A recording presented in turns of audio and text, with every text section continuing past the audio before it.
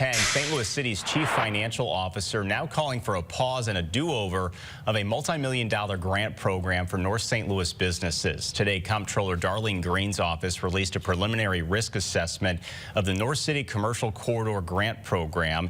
It has received a lot of criticism from businesses not slated to receive a piece for the $37 million targeted to help North City businesses and nonprofits. The Comptroller's office recommends an immediate short-term pause and wants improvements to the vetting and selection process. The office also recommends using basic minimum qualifications when awarding those grants. Well, the CEO of the St. Louis Development Corporation, Neil Richardson, issued a statement saying in part, quote, "It is disheartening that the Comptroller's office would release a report of this nature to the public without giving SLDC the opportunity to review or respond."